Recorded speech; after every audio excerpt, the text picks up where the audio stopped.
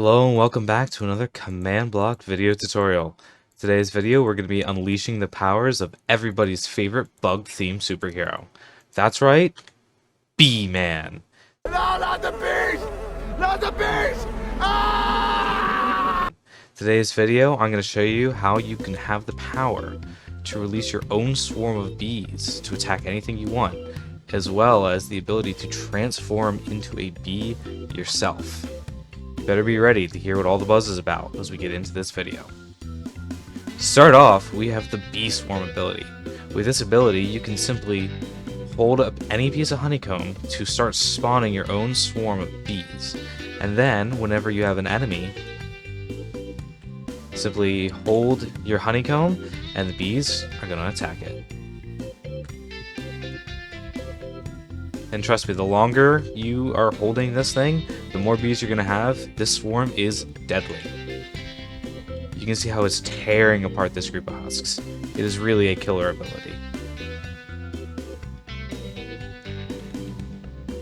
And you can see we do have a lot of bees here, so we do have a little despawn feature. If you get too far away from these bees, they're going to die. So you don't have to worry about them filling up your world cap. If there's ever too many bees in your area, just feel free to leave them. But enough droning on, let's get into the actual commands.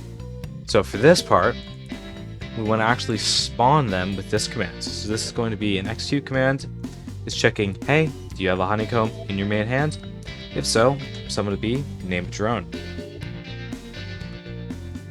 Then, we have this command, which is going to be the despawn command. So it's going to say, hey, execute if there is a bee whose name is drone. It's going to say, unless there is an entity within 30 blocks that has a honeycomb, you're going to have to kill yourself. That way it's not going to be taking up, it's not going to be too many bees in your world. Because anytime anybody without this honeycomb is within 30 blocks, they're just going to die instantly. And lastly, we're going to have this one, which is going to be what is damaging the whatever we're targeting. So it's going to say, check for anything named drone, damage anything that is within one block, the closest one of those things within one block, and it has the tag bee. And then we have this number 4, which is how much damage the bees are doing per attack. However, you can make this a different number if you want them to do more damage or less damage. Change this number to whatever fits your needs. Then we're going to actually need to be able to choose who we're going to target. Because one thing you'll notice here is that when I have a few of these guys, the bees are going to start swarming immediately. However, if I let go, bees are actually, well, I think that guy attacked somebody, but the bees are going to ignore them. But as soon as I switch back, then the bees are going to start being aggressive again. So I can actually control when the bees are being aggressive and when they can just be normal bees. Ooh, that's got to sting.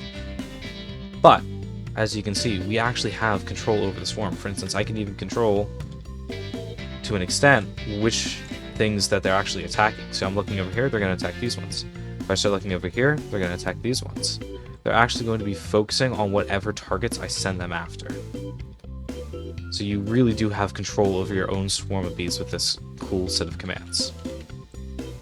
So we use this command to say, hey, basically, if there's a player who is holding honeycomb, it's going to look out in front of them 10 blocks. And the reason I have 2 execute commands here is because there's a bug on realms, just to make sure this command works on realms.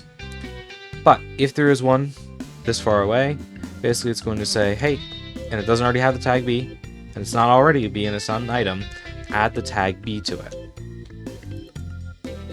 Then this is going to teleport all the bees that are named drones, which are the ones we're spawning. It's going to teleport them in the direction of whatever we are targeting with the tag B. And then we have this, basically it's saying, hey, if there's anything with the tag B, but there's no player within 30 blocks holding a honeycomb, go ahead and remove the tag B. That way it's not going to be targeting anybody unless they're actually holding the honeycomb.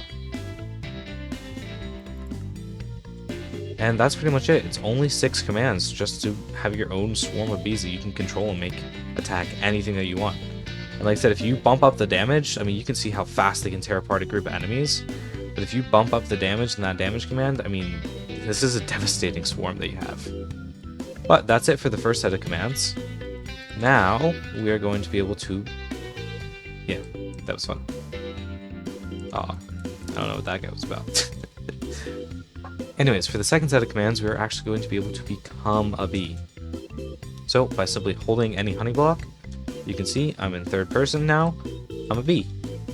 As well as having invisibility, I have jump boosts, as well as slow falling. That way I can glide. Now, one thing you guys might also notice is that even though I'm holding a honey block, you don't see the honey block in my hands. And that's a cool little trick you can do with the play animation command, which is not a command I use all that often, but it is a nifty little thing that you can add, if you have to. But let's get into the actual command. As you can see, it's only 7 blocks. So the first 3 are going to actually move the bee. So this one's going to say, hey, is there a player holding a honey block without, so we're using unless entity.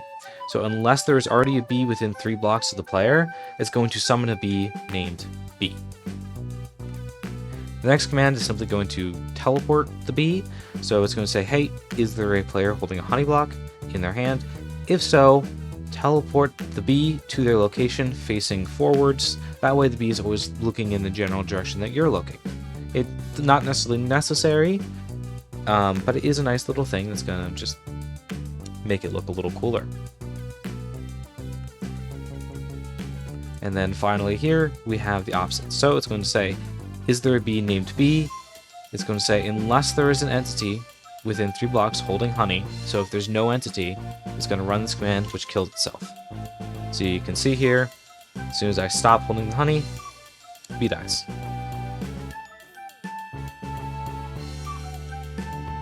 Yep, pretty simple. Then right here, we have the actual effects that you get whenever the bee is following you. So this right here is going to summon the bee and make it follow you. This is going to give you the bonus effects for being a bee. Obviously, we have to give you invisibility so you're not seeing yourself. So this is just a very simple effect at anything holding a honey block. Give it invisibility. The next chain that we have right here, playing animation. So this is the thing I was telling you about. This animation basically shrinks your torso, so that way you actually can't even see the item that's in your hand. You can kind of see it a little bit, but it's not nearly as obvious as it would normally be.